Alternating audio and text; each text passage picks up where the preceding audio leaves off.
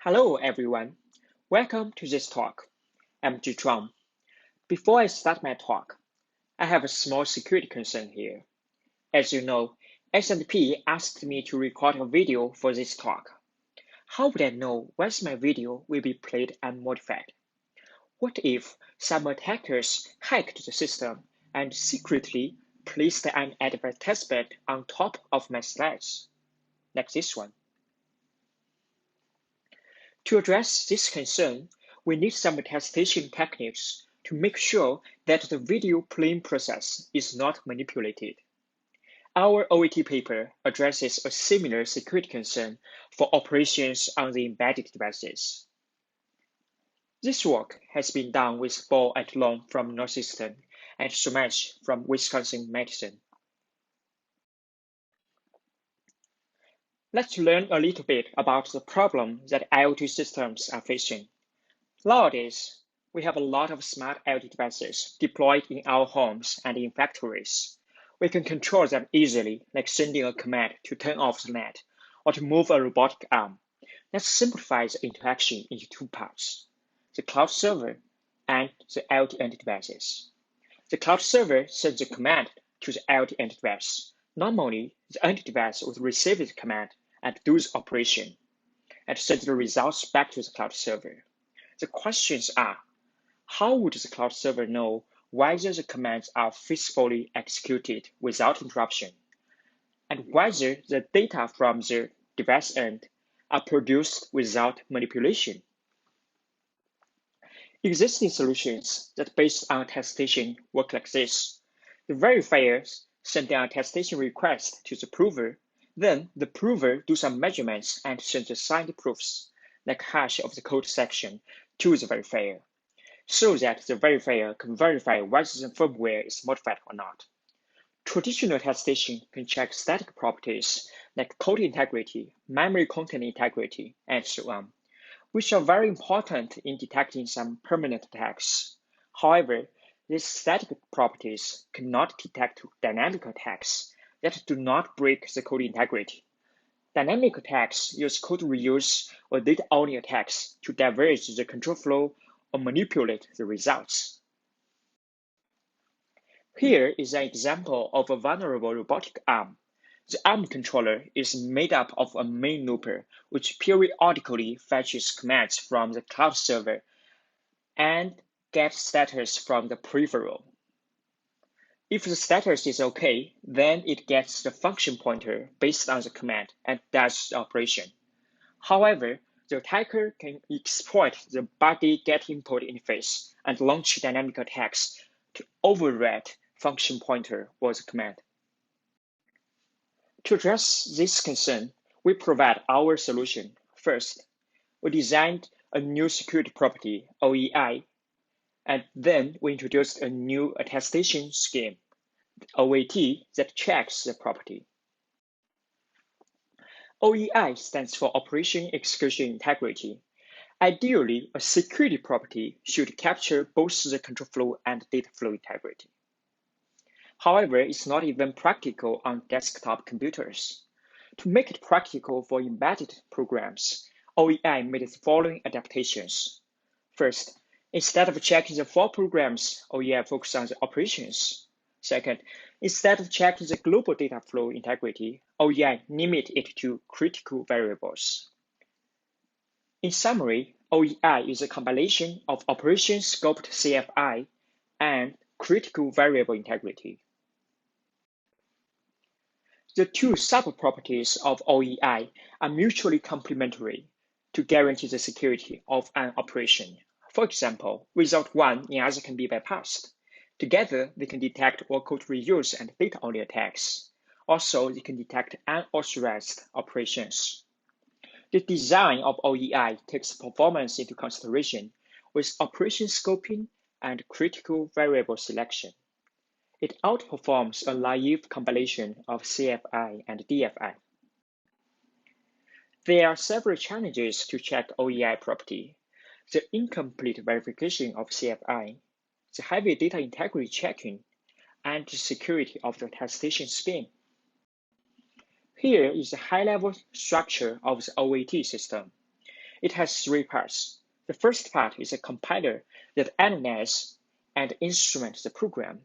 The second part is a runtime part. It has a runtime trampoline library that takes OEI-related measurements and interact with the measurement engine inside TEE, which generate a signed attestation blob to be verified by the third part, an offline verification engine that checks whether the OEI property was met during the operation.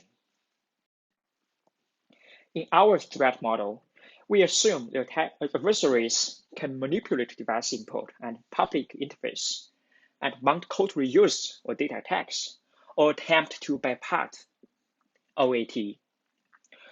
We assume adversaries cannot modify firmware code, inject new code, or break into trust zone. Other assumptions include bare metal programs. Let's first look at operation scoped CFI. So, what is an operation? Informally, an operation is a logically independent task performed by an embedded device, like sensing task, sensing the temperature, actuation task, move a robotic arm, or control logic, like get some input and make decisions based on the input. Our operation scope is inspired by the operations-oriented design of embedded programs. They are usually event-based and running discrete and short-lived operations. Here is the general workflow of the control flow integrity attestation. The verifier sends an attestation request to the prover. The prover takes measurements of the control flow and sends it back to the verifier set. The important question is, what measurements to collect for CFI checking? Intuitively, there are two measurement schemes. The first is a hash-based approach that accumulates control flow transfers into a hash. It is fixed size, but hard to verify. The other scheme is trace-based. It records control flow transfers into an execution trace. It is unbounded size, but easy to verify. We propose a hybrid scheme that keeps the advantage of the hash and trace, but avoids their limitations. Our scheme is based on the following observation. There are three types of control transfers. First, the direct call and jump. They are determined and no need to record. The other two, like conditional branch and indirect control transfer, they are risky transfers. Among them, conditional branch and indirect call and jump are forward edges. Function returns are backward edges. This difference is important to our design. As for forward edges, like conditional branches, we use trace to record it. We use 1 bit to record the taken or not taken information. For indirect call and jump, we also use trace. We record the destination address into the trace. For function returns, it is backward edges. We use hash.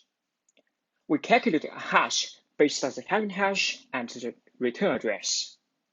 The idea behind this is that once forward edge is recorded, we can reconstruct the control flow, and there's only one legal backward edge, so the return address can be easily computed and verified.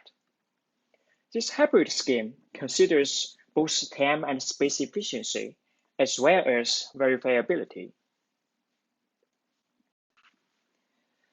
Now we see how CFI attestation works in an end-to-end system. During measurements collection, OAT compiler will analyze and instrument the operations code.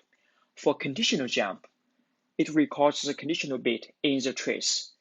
For indirect branch, it records the destination address in the trace. For return, it calculates a hash based on the current hash and the return address. When attestation is done, all the trace and hash will be signed and sent to the verifier. At the verification time, the verifier will get a copy of the attestation blob and its original binary. It uses abstract execution to reconstruct the control flow with a recorded trace. It also simulates the stack and calculates a hash on the return address. Along the abstract execution, it checks whether each indirect jump conforms to the control flow graph. At the end of the attestation, it checks whether the reconstructed hash matches the one in the measurements. If not, it means a violation happened at runtime, like return address is overwritten. That is how operation scoped CFI attestation works.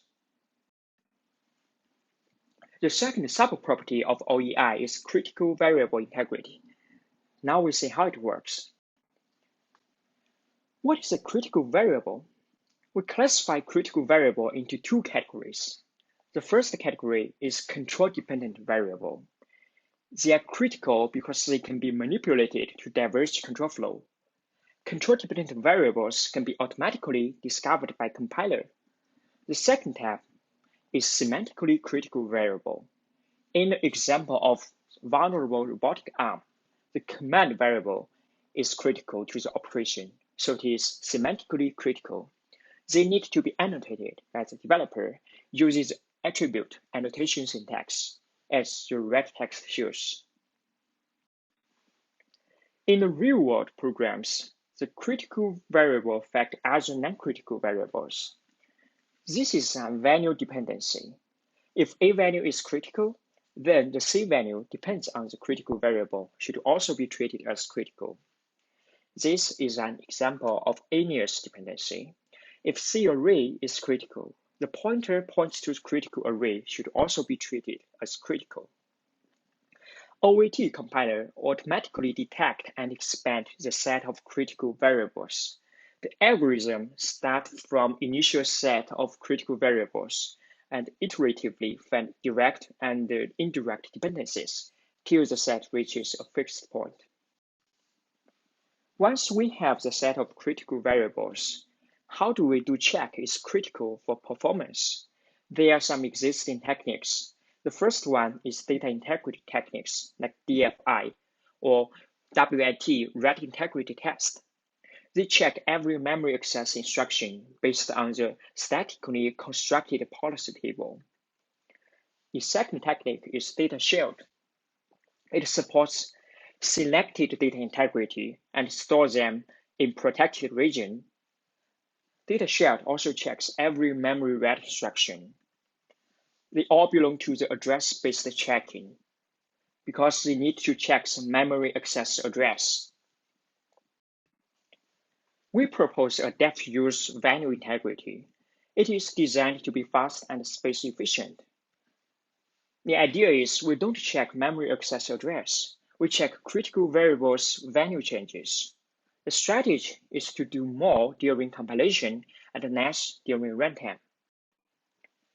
For example, during compilation, OAT analyzes the depth-use chain of critical variable, and at defined time, OAT records value. At use time, OAT checks